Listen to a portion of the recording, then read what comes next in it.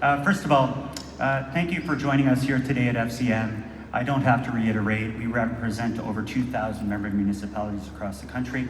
It's busy here for a Saturday morning. We got a couple things going on in the city for sure, in the city of Ottawa, so we thank you.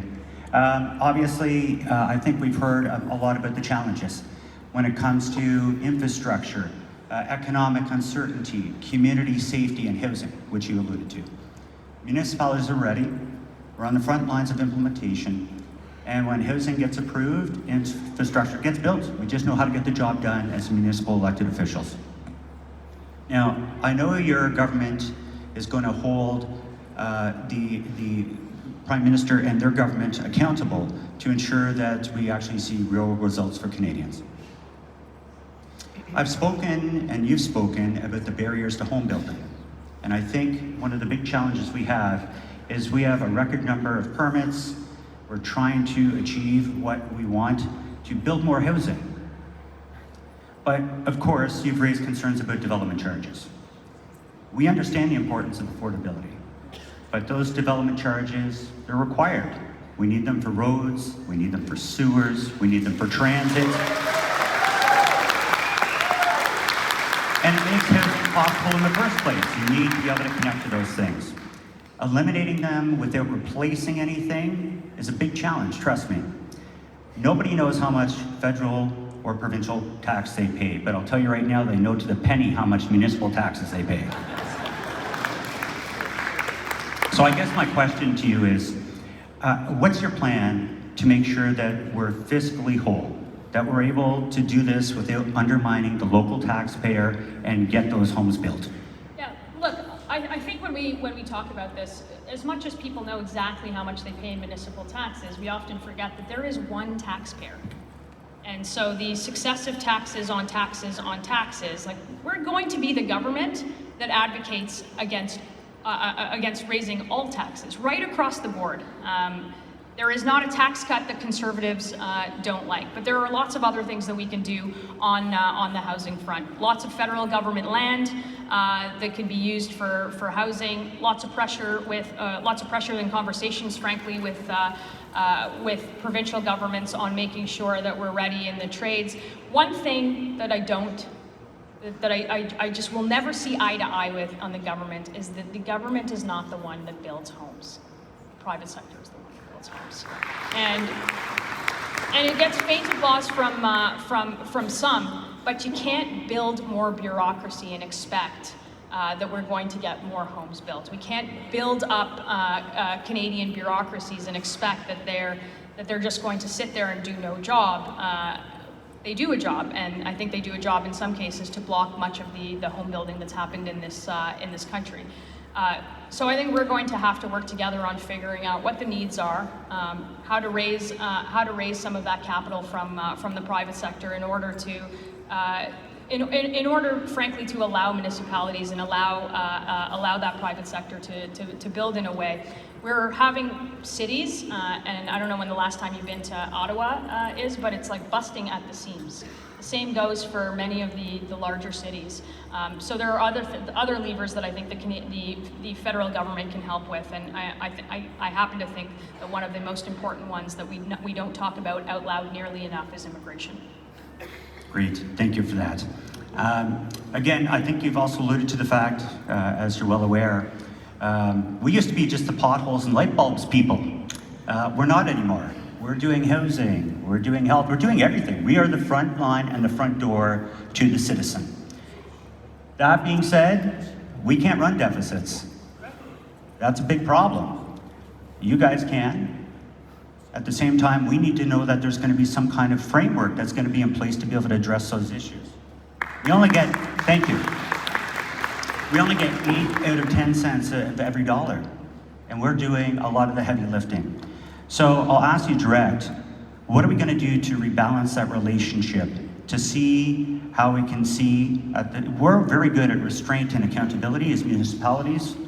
What are we going to do to be able to make sure that we can deliver for Canadians the way that we're expected to deliver for Canadians through a framework? Look, the federal government is not, and I think our job as the opposition, like, we have a spending bill in the House of Commons now. It's called the estimates. It's about $500 billion. It's 36 in some cases. It's line items without any meat on the bones. Like, we have to get our house in order here in Ottawa, and I don't think that there is any Canadian that disagrees with that. With the inflationary spending that leads to higher taxes, higher inflation, higher mortgage payments, higher everything, we've got to figure out how to get government spending down, the size, the cost of government here in Ottawa, in order to even begin to have the conversation about how to rebalance a relationship.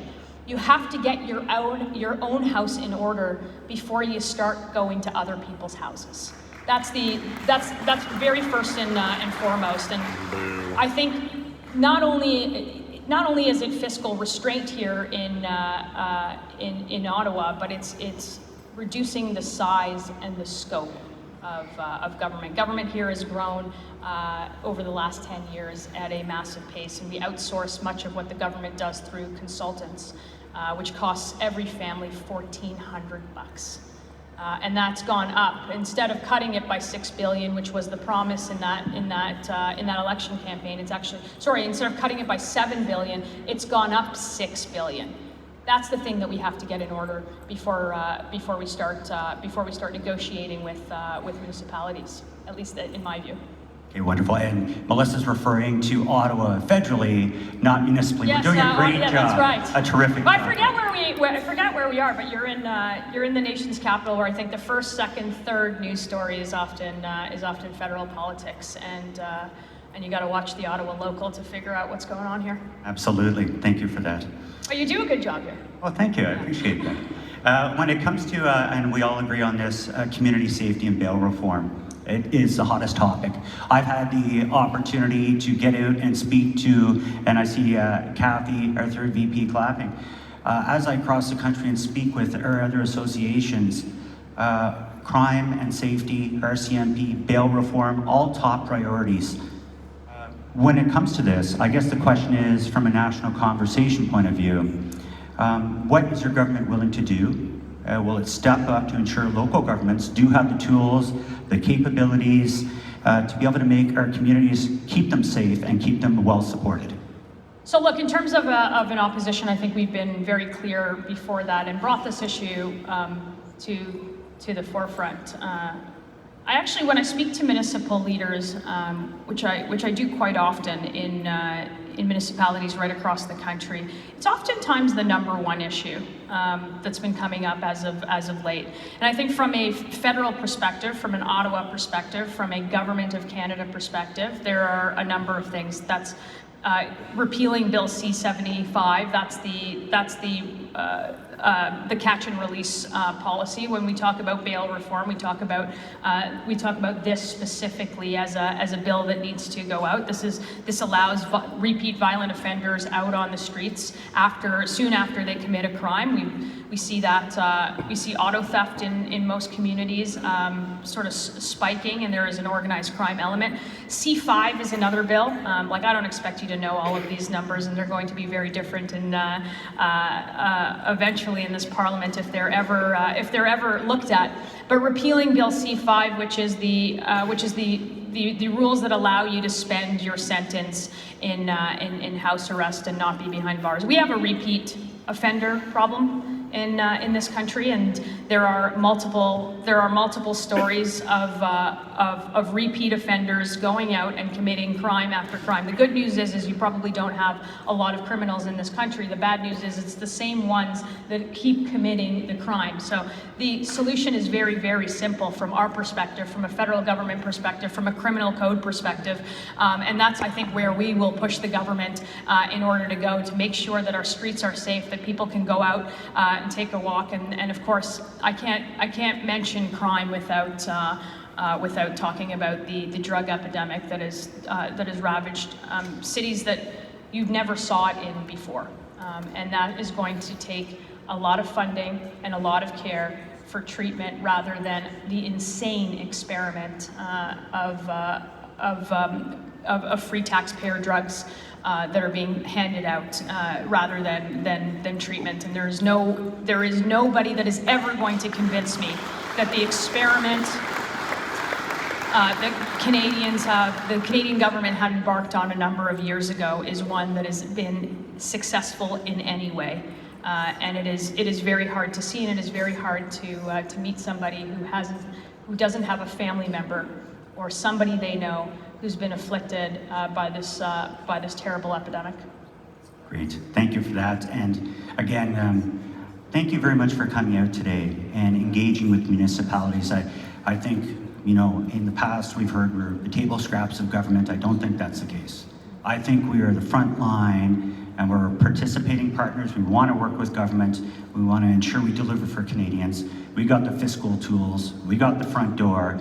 Now we just need players at the federal table to sit down with us, get us funding, and we can deliver for you guys. So thank you very much. Thanks to the organizers for doing this, and thank you for everyone for coming out on Saturday morning.